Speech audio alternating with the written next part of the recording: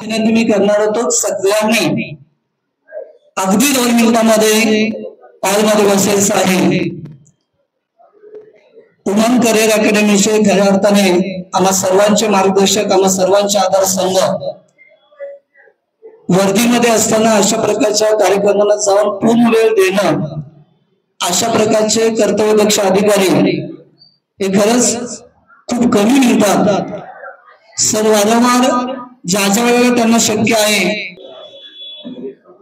आम्हाला अभिमान वाटतो की सर प्रत्येक वेळेला वेगवेगळ्या व्यासपीठाच्या माध्यमातून आपण विद्यार्थ्यांना मार्गदर्शन करायला उपस्थित असताना तुमचा आदर्श घेऊन सर अगदी प्रामाणिकपणे सांगतो, नेक्स्ट टाइम मी यादी वाचून सांगेन तुमच्यामुळे किती विद्यार्थी पोलीस दलामध्ये भरती झालेत। आपल्या व्यासपीठातलं भाषण ऐकून सुद्धा ही लिस्ट आहे सर माझ्याकडे, आणि अभिमानाने सांगतो पहिल्या 4 महिन्यामध्ये सर तुमच्या मार्गदर्शनातून बरेच विद्यार्थी पोलीस दलामध्ये कार्यरत आहेत। असे आजचे प्रमुख मार्गदर्शक, आजच्या कार्यक्रमाचे प्रमुख पाहुणे, सर्वांच्या टाळ्यांच्या गजरामध्ये सन्माननीय शिंदे साहेबांना या ठिकाणी आमंत्रित करतो मार्गदर्शनासाठी। जरा साहेबांच्यासाठी आपण जोरदार टाळ्या वाजवूया।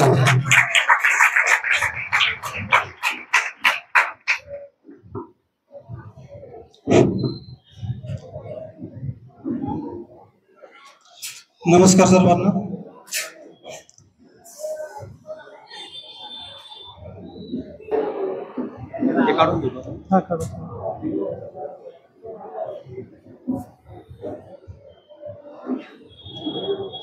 नमस्कार सर्वांना। माझी ओळख करून दिलेलीच आहे की सातपुते सर यांच्याकडून ओळख करून घेणं म्हणजे खूप मोठी गोष्ट आहे। कारण त्यांची ओळख करून देणं किंवा त्यांच्याकडून माहिती करून घेणं एक वेगळ्या प्रकारचा आनंद जो कोणी पाहुणा असेल त्यांना मिळत असतो।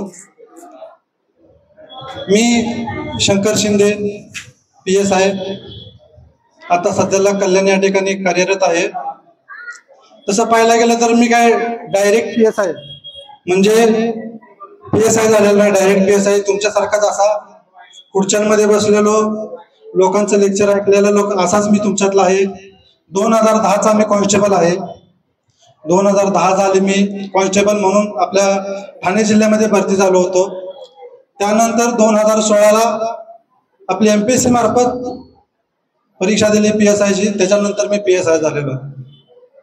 असं तुमच्यातलाच एक विद्यार्थी किंवा एक मुलगा पुढे आलेला आहे, तसं आपल्यालाही कधीतरी वाटावं की आपणही त्या खुर्चीतून उठून कधीतरी पुढे बसावं, असं एक मनात इच्छा प्रत्येकाने आणावी। तर प्रत्येकाचे नातेवाईक इथं बसले आहेत, प्रत्येकाचे भावी पोलीस इथं बसलेले आहेत। मी जास्तीत जास्त भावी पोलिसांच्याबद्दल बोलणार आहे, कारण तुम्ही तुमच्या आयुष्याचे किंवा तुमच्या घरच्यांच्या आयुष्याचे आधारस्तंभ आहात। तर ज्या वेळेस तुम्ही ग्राउंडवरती येता किंवा पोलीस भरती करण्यासाठी येता, त्यावेळेस मनामध्ये काय विचार करून येता ह्याचा विचार आपण पहिल्यांदा केला पाहिजे। कारण तुम्ही अकॅडमी लावलेली आहे, अकॅडमी लावली म्हणजे तुम्हाला कधी फ्रीमध्ये अकॅडमी भेटलेली नाहीये, काही ना भेटले असेल, काहीतरी तुम्हाला खर्च करावा लागणार आहे, काहीतरी तुम्हाला वेळ द्यावा लागणार, त्यावेळेस तुम्हाला ही अकॅडमी भेटलेली आहे। प्रत्येकाने पैसे भरून आलेले आहे अकॅडमीला।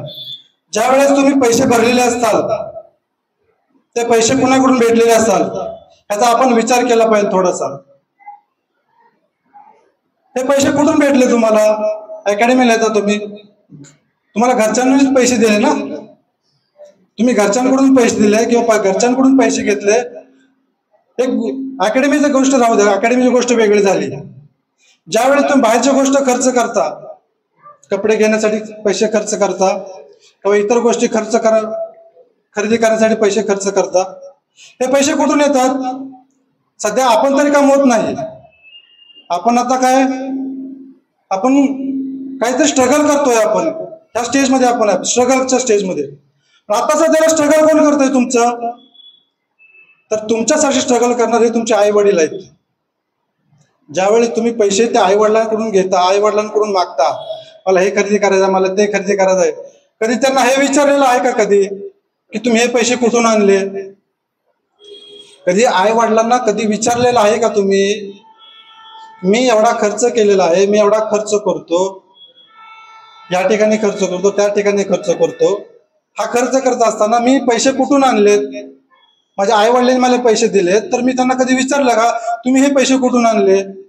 कधीच विचारलेलं नाही, कारण तर गरज नाही मला. कारण मी ज्या वेळेस मागतो त्यावेळेस आई वडील मला लगेच काढून देतात पैसे. आणि कधी पैसे मागेल्यानंतर आई वडील तुम्हाला कधीही नाही म्हणत नाही. कारण मुलाचं जे सुख आहे, मुलांमध्ये किंवा मुलींमध्ये जे सुख आहे तेच तुमच्या आई वडिलांचं सुख असतं. तुम्ही जेवढे आनंदी राहाल, तुम्ही तेवढे सुखी राहाल, तेवढे तुमचे आई वडील राहणार आहेत. त्यामुळं आई वडिलांनी ज्या तुमच्यावर खर्च केलेला आहे, जे काय तुमच्यावर मेहनत केलेली आहे, त्याचं चीज करण्याचं वेळ आता तुमच्याकडे आहे. कारण तुम्ही त्या वेळेमध्ये आहात, स्ट्रगल करण्याच्या वेळेमध्ये आहात. कारण ज्यावेळेस मी एका कॉलेजमध्ये होतो, कॉलेजमध्ये असताना एक शिक्षक होतं, त्या शिक्षकांचं मला फक्त एकच वाक्य आठवत होतं. मी यावेळेस सुद्धा सांगितलं, पाठीमागच्या वेळेस सुद्धा सांगितलं होतं ते वाक्य,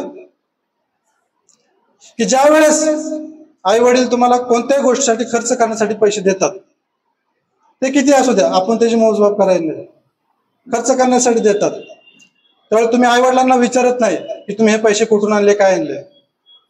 जरी समजा ते आई वडिलांनी सांगितलं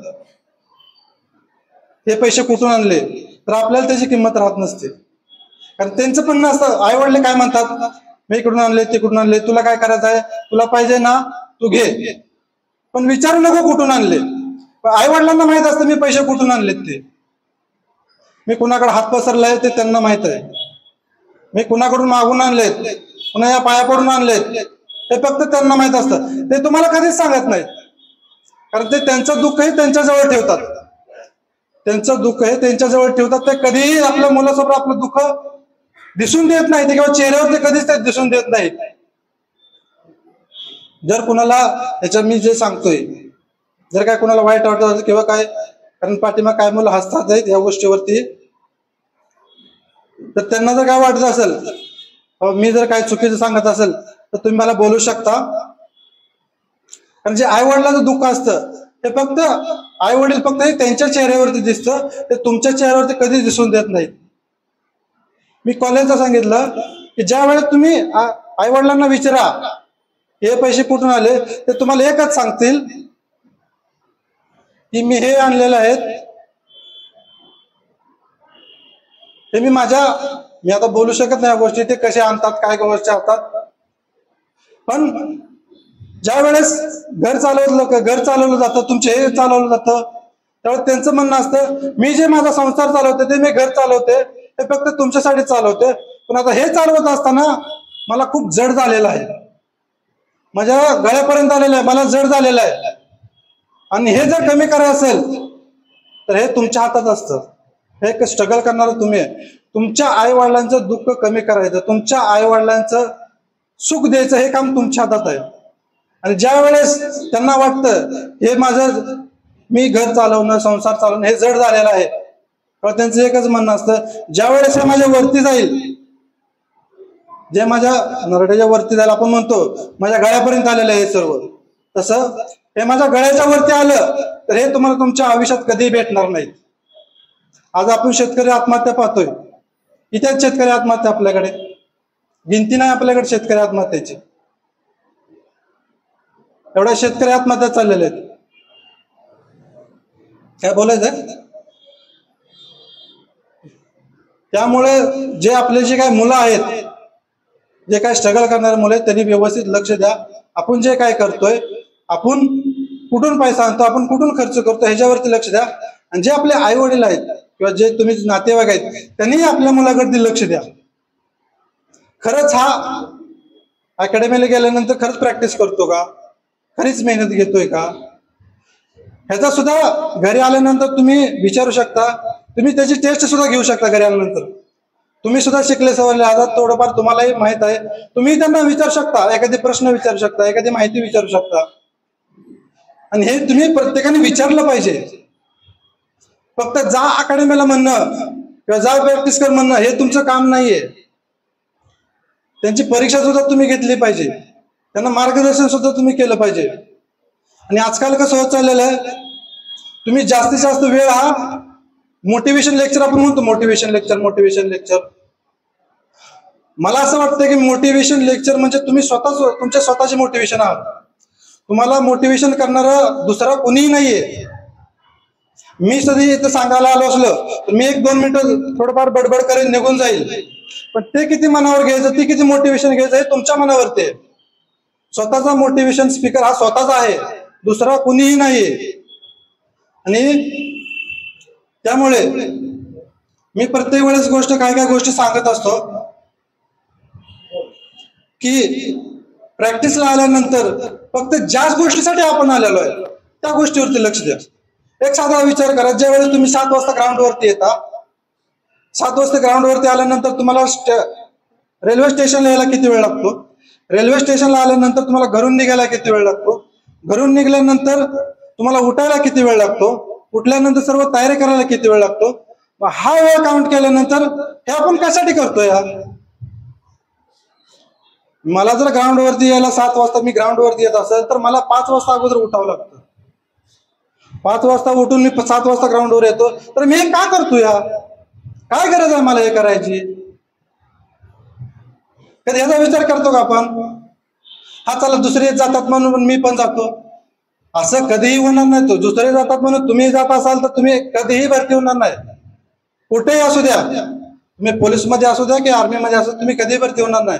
दुसरा जातो म्हणून मी पण जातो कधी होत नाही. जोपर्यंत तुम्ही मी आता म्हणल्याप्रमाणे स्वतः मोटिवेशन होत नाही, मला हे करायचं आहे, मला हे पूर्णच करायचं आहे, जोपर्यंत तुम्ही स्वतः म्हणत नाही तोपर्यंत काही होणार नाही. किती मोटिवेशन स्पीकर आले इथं बडबडून गेले, काही फरक पडणार नाही त्याचा. स्वतःचाच मोटिवेशन स्पीकर हा स्वतः असतो. आणि यश आणि अपयश या नाण्याच्या 2 बाजू आहेत, माहित आहेत तुम्हाला. यश आणि अपयश ह्याच्यामध्ये सगळ्यात मोठा अडथळा काय माहित आहे का. सगळ्यात मोठा अडथळा काय असतो, हा आपण स्वतः असतो, दुसरं कोणी नसतं. आपण फक्त दुसऱ्यांना नावं ठेवण्याची कामं करतो. त्याच्यामुळे असं झालं, त्याच्यामुळे त्याचं झालं, हे काय व्यवस्थित शिकवत नाही, ते व्यवस्थित शिकवत नाही. अरे तू स्वतः कर ना, मग तुला काय गरज आहे दुसऱ्याचं करायचं किंवा दुसऱ्याची मदत घ्यायची. दुसरा एक प्रकार आपल्याकडे असा असतो, भरतीच्या वेळेस ज्यावेळेस भरती निघते, फॉर्म भरायला चालू होतं त्यावेळेस असं असतं की एकाच्या पाठीमागे एक येण्यासाठी आपण रात्री 1-1 वाजता, 1:30 वाजता, 2-2 वाजता फॉर्म भरतो. बरोबर आहे का. ज्यांनी याच्या अगोदरच्या भरती दिलेल्या आहेत, 1 वेळेस 2 वेळेस ज्यांनी काय भरती दिले त्यांना हा अनुभव आहे. आता नवीन मुलं आहेत त्यांना माहित नाही की आपण चिटिंग करण्यासाठी, म्हणजे आधी चिटिंगच आहे त्या गोष्टी बघायला. आपल्याला ग्रुप आहे, तो एका पाठीमागे एक येण्यासाठी आपण रात्री 1-1 वाजता, 1:30 वाजता फॉर्म भरतो. काय गरज आहे तुम्हाला 1-1 वाजता रात्री 1:30 वाजता फॉर्म भरायची. का तुमचा स्वतःवर विश्वास नाहीये. इतके दिवस मी जे करतोय ते काय करता मग तुम्ही. जाऊ घर तुम्हाला असं करता का रोज तुम्ही. तुम्हाला तुमच्या स्वतःवर विश्वास नाही, स्वतःवर कॉन्फिडन्स नाही तुम्हाला. मी कुठे उतरलो तर एक जागा माझी फिक्स आहे, हा कॉन्फिडन्स नाही तुम्हाला. मी कधी रात्री उठवलं तर 1600 मीटर आउट ऑफ मारीन, हा विश्वास नाही तुम्हाला. कधी झोपेत उठलं तर आउट ऑफ गोळा टाकेन, हा विश्वास नाही तुम्हाला. काय गरज आहे तुम्हाला रात्री 1:30 वाजता फॉर्म भरण्याची. फॉर्म भरताना फक्त एकच गोष्ट करायची, आपल्या जागा किती तेवढं फक्त बघायचं, एकच गोष्ट करा. काय गरज आहे 10 गोष्टी करण्याच्या. भरती होणं खूप सोपं आहे. तुम्हाला वाटत असेल हे सर काहीतरी बोलतात, पण भरती होणं खूप सोपं आहे. भरती झाल्यानंतर ती नोकरी टिकवणं, ती वर्दी टिकवणं खूप अवघड आहे.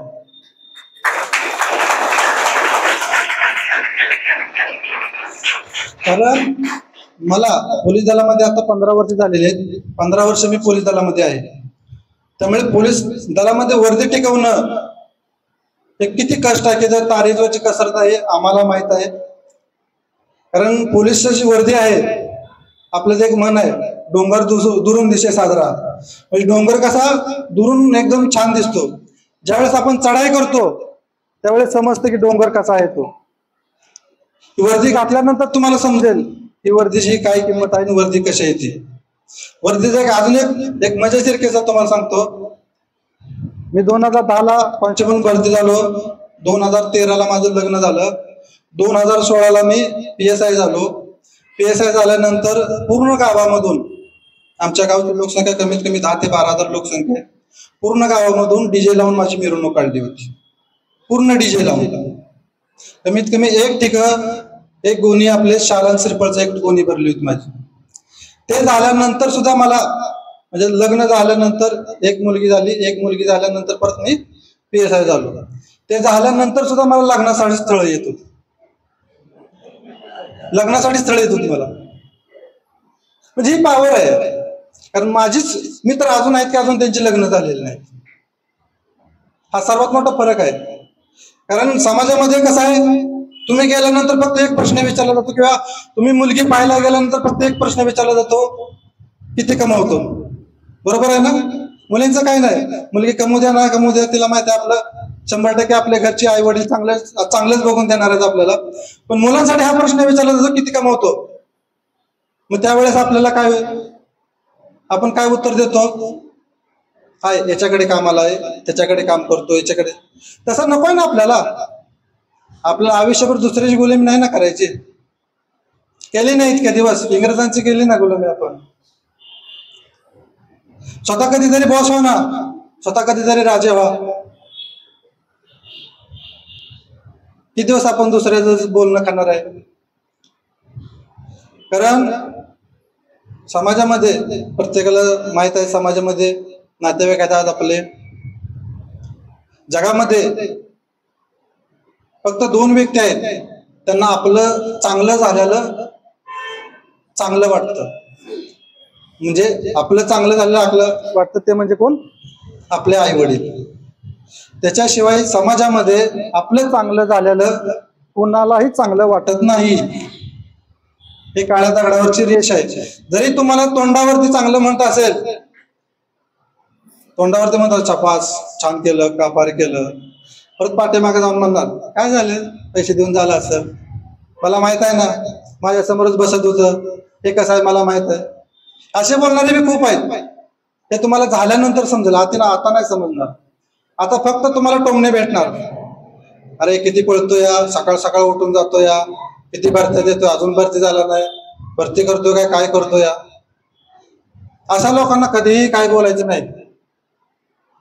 मी पहिल्यापासून सांगतो, अशा लोकांना कधी काय बोलायचं नाही. आणि आपण झालो का पहिला पेढा फक्त त्यांना द्यायचा, झाल्यानंतर पहिला पेढा त्यांना द्यायचा. आणि त्यांना हे सांगायचं मी तुमच्यामुळे झालो म्हणायचं. कारण निंदकाचे घर असावे शेजारी, जोपर्यंत टोमणे भेटत नाहीत, जोपर्यंत तुम्हाला बोलणं घात नाही, तोपर्यंत तुम्ही सुधरत नाही, तोपर्यंत तुम्ही त्या मार्गाला जात नाही. टोमणे बसलेच पाहिजे तुम्हाला लोकांचं बोलणं बसलेच पाहिजे. आणि ते बोलणं जे टोमणे आहे, तुम्ही एक संधी म्हणून घेतलं पाहिजे. कारण आयुष्यामध्ये 2 गोष्टी अशा आहेत, त्या 2 गोष्टी जर तुमच्यासोबत घडल्या तर तुम्हाला ती एक संधी असते की आयुष्य आपलं चेंज करण्याची, आयुष्य बदलण्याची. एक म्हणजे तुमच्यावर पडलेली तुमची जबाबदारी. आता हे कितीतरी नातेवाईक आहेत इथं, त्यांच्यावर जबाबदारी आहे. इथं मुलं आहेत, त्यांच्यावर पण जबाबदारी आहे. मुलांची जबाबदारी काय? माझे आई वडील आहेत, मला आई वडिलांना सांभाळायचं आहे, माझं घर चालवायचं आहे. भरपूर जबाबदारी, आपण सांगू शकत नाही एवढ्या जबाबदारी आहेत त्यांच्यावरती. ती एक संधी आहे तुमच्याकडे. आपल्याला नवीन काहीतरी करायचं आहे का? आपल्याला आहे तसं जुन्या झोपडीमध्ये राहायचं आहे, जुन्या पत्र्यामध्ये राहायचं आहे. पत्रा गळतोय, एक इकडे भांडे धरतंय, एक तिकडे भांडे धरतंय, पाऊस आला की असं मध्ये राहायचं आहे आपल्याला अजून मरेपर्यंत. काहीतरी चेंज करायचं ना आपल्याला मध्ये. जरी आपल्याला आपण ज्या ठिकाणी राहत असेल तिथून जरी हालत नसेल, एक चांगलं घर तरी बांधायचं आपल्याला. एक जबाबदारी आपल्यावरती. आणि दुसरी गोष्ट म्हणजे आपला झालेला अपमान, तो मग तो नातेवाईकांमध्ये झालेला असो, 4 चौघामध्ये झालेला असो, समाजामध्ये झालेला असो, मित्रमंडळीमध्ये झालेला असो, तो अपमान सुद्धा एक संधी आहे तुम्हाला करून दाखवण्याची.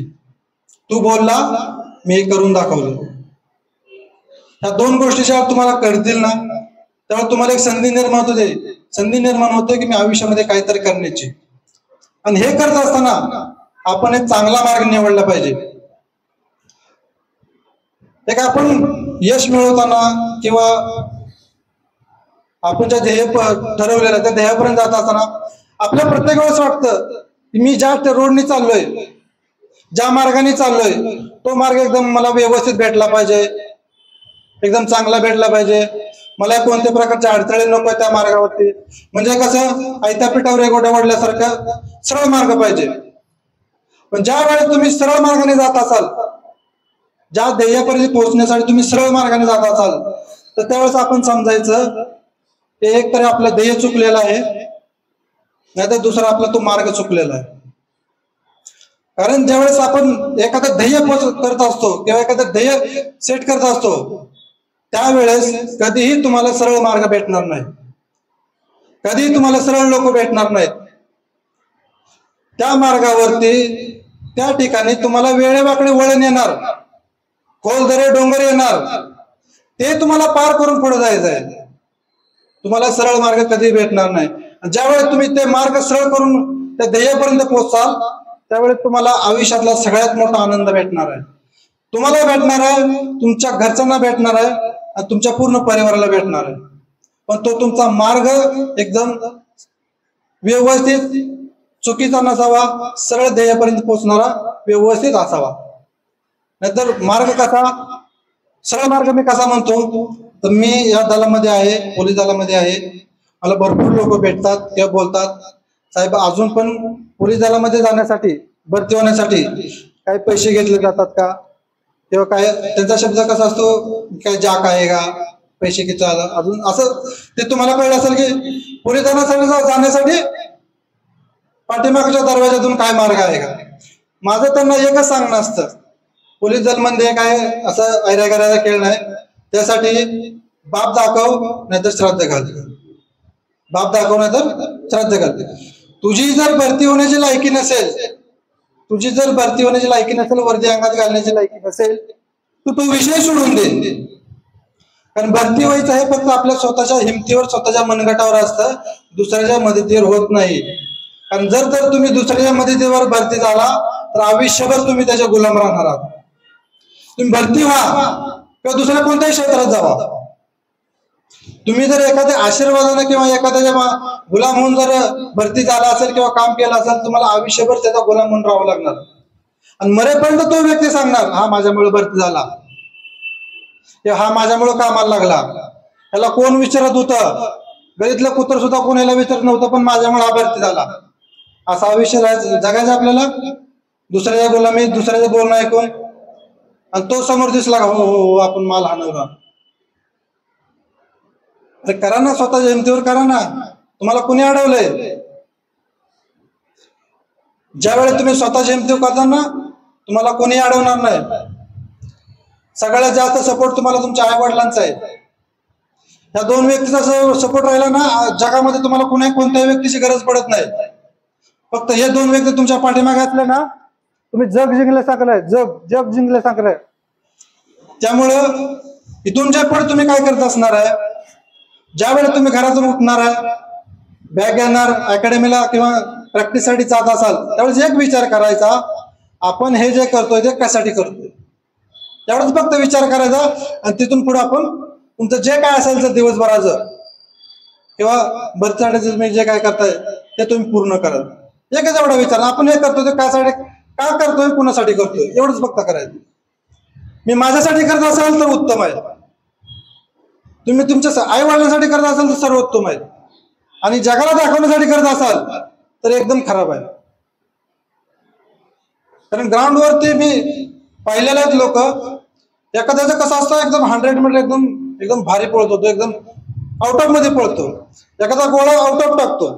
पण तो काय करतो, एकदम असे 4 पोर गोळा करतो, गोळा आउट ऑफ टाकणार, बाया बिया सारणार. त्याचा काय होतं, फक्त आउट ऑफ गोळा जात असतो, ना त्याची रनिंग जात असते, ना दुसरे कुठले इव्हेंट जात असते. आपल्याला ते दाखवायचं नाहीये. पोलीस खात्यामध्ये आपल्याला ऑलराऊंडर व्यक्ती लागतो, ऍक्टिव्ह व्यक्ती लागतो. तुम्ही फक्त एकाच गोष्टीमध्ये हुशार असाल तर ती गोष्ट चालत नाही.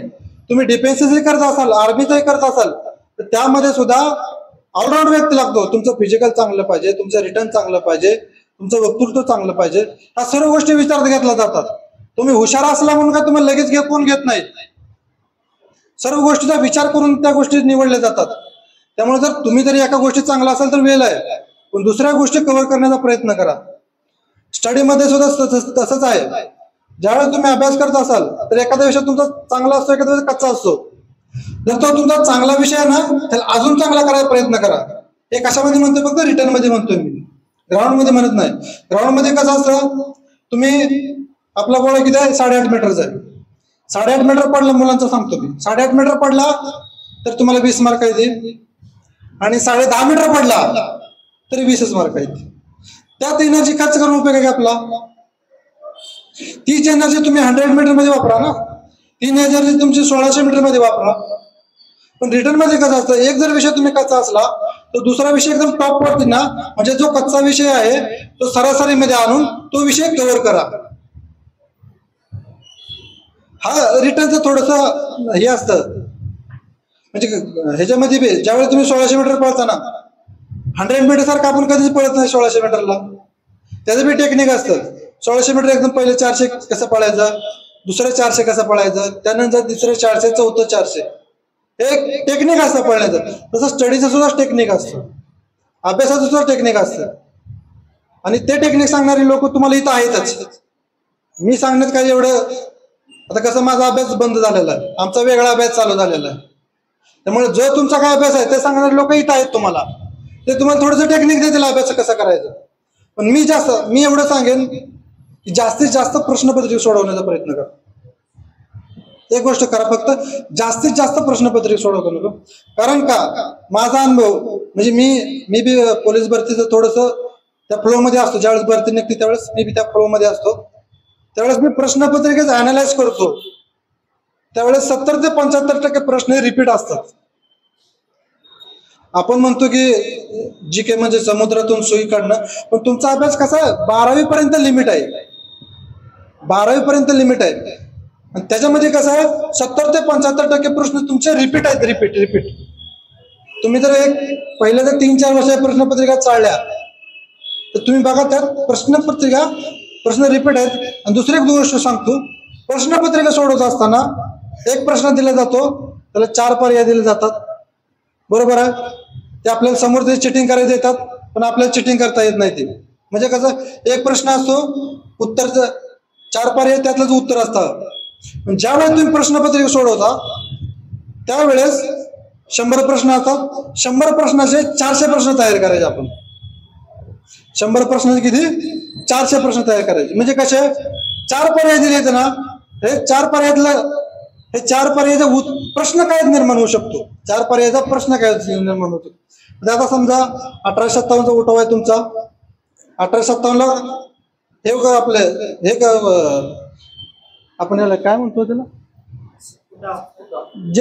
जेज म्हणतो काय, गव्हर्नर कोण होते. 4 गव्हर्नर दिले जातात तुम्हाला. 458ला कोण गव्हर्नर आहे, असाच एक गव्हर्नर आहे, तो गेला. मग राहिले किती, 3 पर्याय राहिले तुमचे. मग हे 3 पर्यायाचे जे गव्हर्नर होते ते कोणत्या वर्षी गव्हर्नर होते, जे 3 गव्हर्नर राहिले होते ते कोणत्या वर्षी गव्हर्नर होते, हे 3 प्रश्न परत वेगळे तयार करायचे.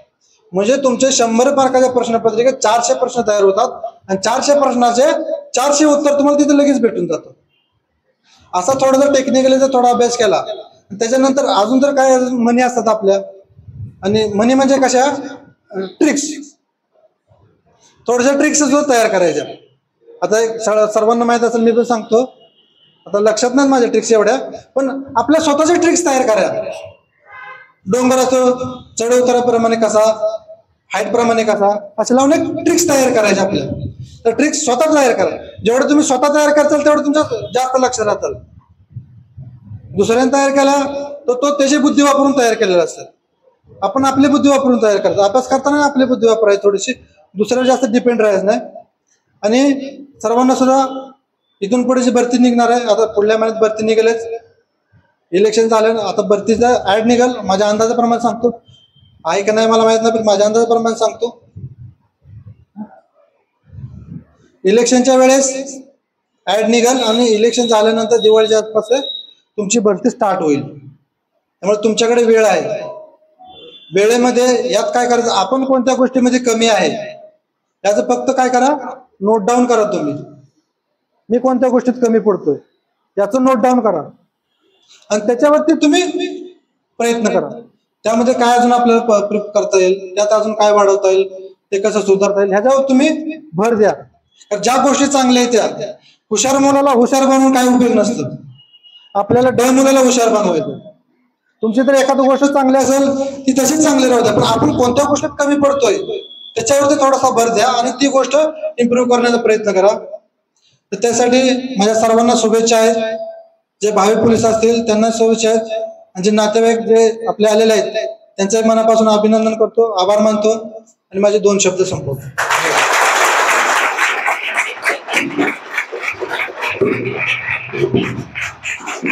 साहेबांनी 2 शब्द म्हटले, परंतु ते 2 शब्द नव्हते तर 2000च्या पलीकडचे आणि अतिशय मौल्यवान असे शब्द होते. खरंच एखाद्या मान्यवराने आपलं मनोगत व्यक्त केल्याच्या नंतर 2 शब्द तर त्याच्यावरती बोलायचे असतात. मन बोलतोय. सर्वात अतिशय महत्वाचा कानमंत्र दिला जो मागच्या महिन्यामध्ये मी तुम्हाला कानमंत्र दिला होता, जर आठवत असेल तर. माझ्या लेक्चरला जे विद्यार्थी होते, प्रश्नपत्रिका science it is very important for our study. मी म्हंटल 70% प्रश्न हे जसेचे तसे येतात. साहेबांनी सांगितलं 70 ते 75% प्रश्न आज इट इज येतात. प्रश्नपत्रिकेचा सराव करणं ही काळाची गरज आहे आणि तशा प्रकारचा कानमंत्र आपण तुम्हाला दिलेला आहे. परंतु ज्या वेळेला हीच माहिती जेव्हा साहेबांच्या तोंडून तुम्ही ऐकली तेव्हा ते तुम्हाला खरंच खूप अजून तुमच्या भरतीसाठी महत्वपूर्ण ठरेल. सरांचा प्रवास ऐकताना मी आदरणीय पालकांना सांगतो, विद्यार्थ्यांना सांगतो की विद्यार्थी मित्रांनो, आपण महाराष्ट्र पोलीस दलामध्ये जेव्हा कॉन्स्टेबल या पदासाठी आपली नेमणूक होते तेव्हा तुम्ही तिथेपर्यंतच मर्यादित राहू नका की साहेबांच्या सारखे एमपीएससीच्या माध्यमातून होणाऱ्या ज्या आता डिपार्टमेंटल बहुतेक बंद झाले ना सर, आहे चालू, अजून सध्या चालू, कदाचित बंद होणार होते, बरोबर आहे ना? ठीक आहे, चालूच आहे. डिपार्टमेंटल एक्झाम तुम्ही देऊ शकता आणि कॉन्स्टेबलचे तुम्ही साहेबांच्या सारखे एक PSI होऊ शकता. या पदापर्यंत तुम्ही पोहोचू शकता. फक्त कॉन्स्टेबल वरती तुम्ही मर्यादित राहू नका. जसं मी आशुतोषला सांगितलं की बाबा फक्त एक वनरक्षक न होता त्याच दलातला एक मोठा अधिकारी तुम्ही कसे व्हाल हा प्रयत्न करा आणि तुम्ही सुद्धा तो प्रयत्न कराल, याच्यामध्ये काही मात्र शंका नाही. विद्यार्थी मित्रांनो, आई वडिलांच्याबद्दल बोलताना आणि तुम्हाला ते उदाहरण देताना मी माझ्या लाईफमध्ये असा अधिकारी पाहिला की बोलत असताना त्यांच्या डोळ्यामधले असणं तुम्हाला कोणाला दिसले नाही, तर तुम्हाला दिसले. ते धार्मिक झाले होते, 2 मिनिटं तिथे थांबले होते, कारण ज्या वेळेला कुठेतरी आपल्या आई वडिलांचा नामोल्लेख होतो त्या निश्चितच आपल्या डोळ्यामध्ये हे अश्रू येतात आणि आपण त्या ठिकाणी निस्तब्ध होतो. हे सरांच्या माध्यमातून समोर असलेल्या माझ्या विद्यार्थ्यांना समजलं पाहिजे की आई वडील आपल्यासाठी काय करतात, किती मेहनत घेतात. मी आदरणीय मॅडमना सरांना विनंती करतो की आपल्याकडे एक महिना आहे की या माध्यमातून आपण सरांना आश्वासन देऊया की प्रत्येक 2 महिन्यातून तरी किमान आपण पालक मीटिंग घेतली पाहिजे. आणि पालक मीटिंग घेऊन हे विद्यार्थी काय करतात, कसं सपोर्ट करतात, वर्गात काय करतात हे जर आपण पालकांना दाखवून देतो तर अजून आपला रिझल्टही वाढेल आणि पालकांचा आपल्याबद्दल असणारा जो विश्वास आहे तो सुद्धा वाढेल.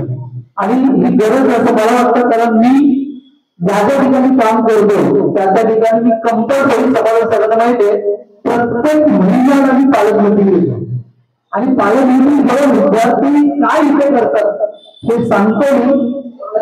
पालकांच्या बाबतीमध्ये जे जागरूकता विद्यार्थी तुम्हाला कळून दिली खूप महत्वाचं आहे.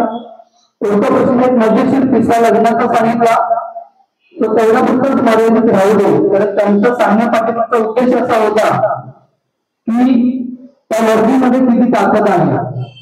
आणि त्या विद्यार्थ्यांना मोटिवेशन स्पीचमध्ये सांगतो की तुमच्या समोरून एक 4 लोक येत आहेत, एक आहे डॉक्टर, एक आहे इंजिनियर, एक आहे ऍडव्होकेट आहे आणि एक खाती वर्दीमधला असलेला 12वी पास असलेला एक साधा कॉन्स्टेबल आहे.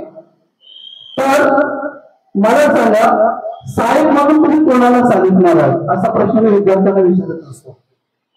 मग 12वी पास झालेल्या खाकी वर्दीतील एका पोलीस कॉन्स्टेबलला आपण साहेब म्हणून ज्यावेळेला सॅल्यूट मारतो याचाच अर्थ असा आहे की त्या वर्दीमध्ये असणारी काय आहे, ताकद आहे, मान आहे, सन्मान आहे, इज्जत आहे, प्रतिष्ठा आहे. आणि आम्ही साहेब आम्ही विद्यार्थ्यांना नेहमीच सांगतो की ज्या वेळेला रिझल्ट लागतो त्यावेळेला तुम्ही तुमच्या आईला फोन केला पाहिजे. अगं आई मी पोलीस झालो, बाबा मी पोलीस झालो. त्यावेळेला हा शब्द ऐकताना त्या आई वडिलांची काय अवस्था होते हे सांगायची विद्यार्थी मित्रांना आवश्यकता नाहीये. ती आई सांगते अरे बाबा तू कुठेस, अरे बाबा तू कुठेस. अगं आई मी आताच रिझल्ट लागला, मी कॅफेमध्ये बसलो होतो, मी आता पाहिलं. अरे काम कर, घरी ये. अगं आई का कशासाठी मी घरी हो? अरे ये बघा घरी जेव्हा तो मुलगा येतो आई दरवाजा उघडते आणि आई त्या बाळाला सांगते बाळा एक काम कर, जा तिकडे बाथरूम मध्ये जा, जरा आंघोळ कर. अगं आई कशासाठी आंघोळ कर? नाही बरं तू आंघोळ कर ना. तो आंघोळीला जातो, आंघोळ येतो तोपर्यंत पाठ ठेवलेला असतो, पाठ सजवलेला असतो. आई सांगते बाळाला अरे बाळा एक ये या पाटावरती बस. अगं आई कशासाठी, का पाटावरती बसवते? नाही बाळा बस ना. ती आई त्या बाळाला, त्या विद्यार्थ्याला, आपल्या मुलाला, लाडक्या लेकाला, लाडक्या लेकीला त्या पाटावरती बसवते. छान असं ताट सजलेलं असतं आपल्या महाराष्ट्रीयन संस्कृतीप्रमाणे, परंपरेप्रमाणे. त्या मुलाला, त्या मुलीला आई ओवाळते. हळद कुंकू जे काय असेल ते, तांदूळ वगैरे जे काय असेल ते. मला सांगताना आणि समोर माझ्या पालकांच्या डोळ्यामध्ये अश्रू येताना मला खरंच मलाही खूप वाईट वाटतं. कारण मी एवढं कोण व्यक्तीने त्यांना सांगतो हे सगळं जेव्हा होताना ओवाळणे वगैरे होते, सगळं होते. तो मुलगा ती मुलगीच्या पाठावर बसलेले असते आणि ती आई विचार अशी ठेवते, म्हणजे गुडघे टेकते आणि त्या परमेश्वराचे आभार मानतो आणि सांगतो की आम्ही आता या जगाचा निरोप घ्यायला तयार आहोत. कारण एक रुपया साठवून कष्ट करून मेहनत घेऊन प्रसंगी काही आई वडील तुमच्यासाठी विद्यार्थी मित्रांनो किती मान अपमान सहन करतात माहिती असू दे, किती शिराशात खातात माहिती असू दे, प्रसंगी जमिनी घाण ठेवतात. पण माझा मुलगा, माझी मुलगी कुठेतरी झाली पाहिजे. कारण आपल्या महाराष्ट्रीय संस्कृतीमध्ये सवय आता मैत्याला घरात तर विचारतात पोरगा काय करतो, पोरगी काय करतो. लग्न समारंभ पण सोडा, त्यावेळेला तुमच्या आई वडिलांना मान खाली घालायला नाही लागली पाहिजे रे बाळांनो. त्यावेळेला तुमच्या आई वडिलांनी त्या मैताच्या ठिकाणी सुद्धा तुमच्या नातेवाईकांना ठणकावून सांगितलं पाहिजे माझा मुलगा हा पोलीस कॉन्स्टेबल आहे, माझा मुलगा हा पोलीस उपनिरीक्षक आहे, याचबरोबर माझा मुलगा हा IAS आहे, माझा मुलगा IPS आहे, माझा मुलगा कलेक्टर आहे, माझा मुलगा जिल्हाधिकारी आहे, माझा मुलगा तहसीलदार आहे. हे सांगताना तुमच्या आई वडिलांची मान खाली जाईल करे ही कुठेतरी जाणीव ठेवण्याचा विद्यार्थी मित्रांनो प्रयत्न करा. आणि हे सगळं कौतुक सोहळा ऐकतो त्या दरवाज्याच्या बाहेर तुमचा बाप असतो, तो बघतो आईचा मुलाचं हे सगळं काय चाललंय आणि बाहेरच्या बाहेर त्यांना हुंडके देऊन बाळाला काय करतो, रडतो. तेव्हा रे जाणीव. आणि तुमच्या समोर येताना बापाच्या डोळ्यातले अश्रू कधी पाहिलेत का रे तुम्ही? का त्याच्यामध्ये आई वडिलांना तुम्ही बघा मान इज्जत सन्मान आज वर्दीवरती, प्रत्येकाच्या वर्दीवरती मिळण्यावरती आहे ना, तर बापाचं अभिमानाचं काय नाव आहे. किती सांगायचं आम्ही तुम्हाला, किती प्रयत्न केलेत आम्ही तुमच्यासाठी. ते बिचारे तुमच्या करून मेहनत घेतात, मॅडम तुमच्यावरती मेहनत घेतात. सगळे शिक्षक रवीना मॅडम पासून असू दे किंवा आपल्या मराठी अकॅडमीच्या मॅडम असू दे किंवा समाधान सर असू दे, या क्षेत्रातला बाप माणूस आहे तुमच्याकडे. घ्या ना पाहिजे तुम्ही, मिळवायला वरती. साहेब बोलताय का नाही पाठीमागचे 22 पोलीस? अरे काय बरेच काय बोलण्यासारखं आहे, पण ठीक आहे. या गोष्टीचा जरी तुम्ही तेवढा आदर्श ठेवला तर खूप बरोबर असं मला वाटतं. आदरणीय सर खरंच आपण आमचे आधारस्तंभ आहात, आमचे मार्गदर्शक आहात सर. म्हणजे सर आम्हाला ऐकावतच, म्हणजे आम्ही तर तुमच्याकडे एक आणि एक गोष्ट टिपण्याचा प्रयत्न करतो मी. तर असे मार्गदर्शक तुम्हाला प्रत्येकाच्या आयुष्यामध्ये पावला घेतला पाहिजे. आज या कार्यक्रमातून तुम्ही काय घेऊन चाललात ना हा विचार करा. आणि येणाऱ्या भरतीमध्ये ना तुमच्या आई वडिलांना प्राऊड फील झालं पाहिजे. मागच्या वर्षी मी प्रामाणिकपणे सांगतोय सर, मागच्या वर्षी तुम्ही मार्गदर्शन केलं होतं. आपल्याकडे मुंबई पोलीस दलामध्ये विठ्ठल शेळके नावाचा आपला विद्यार्थी आहे सर, तुम्हाला सुद्धा माहिती आहे. फक्त साहेब तुमच्या मार्गदर्शनाने आणि जी काय आपण मेहनत घेतो आम्ही इथे सगळे, पहिल्या प्रयत्नामध्ये विद्यार्थी मित्रांनो वयाच्या 19व्या वर्षी मुंबई पोलीस झाला, जो मुलगा सांगपाड्याला मेडिकलच्या दुकानामध्ये काम करत होता, हे उदाहरण मी तुम्हाला दिले. सरांचं जे स्टेशन ऐकलं आई वडिलांच्या बद्दलची जी भावना, कारण त्याच्या आई वडील सर सांगपाडा स्टेशनला केळी विकत होते आणि अक्षरशः शेवटचे 6 महिने सर मी 1 रुपया सुद्धा त्याच्याकडून घेतला नाही. असे विद्यार्थी साहेबांचा आदर्श घेऊन आज शिंदे साहेब, मी सरांना सांगितलं, सर म्हणे नाही येणार येणार नाही म्हणले. मी त्यांना सांगितलं शिंदे साहेब येणार वेळ काळ होईना, पण शिंदे साहेब म्हटलं येणार, कारण तेवढा आम्हाला विश्वास आहे. आणि तुमचं मार्गदर्शन म्हणजे ना सर काय सांगायचं, तुम्ही म्हणाल की माझी खूपच स्तुती झाली, खरंच नाही या पोलीस दलातील खरंच तुम्ही शिरा, तुम्हाला परिस्थितीची तुमच्या आई वडिलांची काय आहे जाणीव आहे आणि तुम्ही तो आदर्श घ्या असं मला विद्यार्थी मित्रांनो खरंच अगदी प्रामाणिकपणे वाटतं. सर त्यांच्या पावलावर पाव ठेवतो लीडर जनतेच्या. आजचा सुद्धा सत्कारमुखी होणार होता आपल्या कार्यक्रमाचा. त्याने 2 मुलांना सांगितलं सातारच्या, म्हणजे जिथं पूर्णपणे दुष्काळ भाग आहे, शंकर जोरे नावाचा विद्यार्थी आहे आणि जयवंत लांबोर नावाचा विद्यार्थी आहे. सर ती सुद्धा मुलं यावर्षी त्यांचा आदर्श घेऊन आपला ऐकून या 2024च्या भरतीमध्ये पहिल्या प्रयत्नामध्ये सुद्धा 3 मुलं पोलीस दलामध्ये भरती झाली. सांगण्याचं तात्पर्य असे कार्यक्रम झालेच पाहिजे. नाच गाणं काय नाही होणार, करमणुकीचा तो कार्यक्रम आहे तो होणार, परंतु बरंच काही तुम्हाला पुणे अजून ऐकायचं, मला रामलाही ऐकायचंय, मला वाघमारे साहेबांना सुद्धा ऐकायचंय. तर म्हणजे कारण आपला पहिला हा परिचय या माध्यमातून. सर आपण असंच आमच्या या उमंग कदर अकॅडमीवरती म्हणजे श्रद्धा आहे, याच्या पुढे राहावी, तुमचं मार्गदर्शन आमच्या विद्यार्थ्यांना मिळावं आणि याच्यापेक्षा पुढचं व्यासपीठ आहे ना, व्यासपीठ कदाचित हा चालू असेल तर व्यासपीठ कमी पडलं पाहिजे, तेवढे मुलं आणि मुली या व्यासपीठावरती आले पाहिजेत. येणार का वर्दीमध्ये येणार का वर्दीमध्ये काय वाजवणं सोपं असतं, काय चालीस करताय, काय आव्हान करताय, काय ठरवताय ते विचार करा. अगदी प्रामाणिकपणे सांगतो 6 महिन्यामध्ये सुद्धा होत्याचं नव्हतं, खूप चांगल्या पद्धतीने होऊ शकतो. मेहनत घ्या विद्यार्थी मित्रांनो. सर आपण वेळात वेळ काढून या ठिकाणी आलात, आपला बहुमूल्य वेळ आम्हाला दिलात, आपलं मार्गदर्शन आम्हाला दिलं, याबद्दल आम्ही आपला सतत ऋणी राहू. धन्यवाद सर.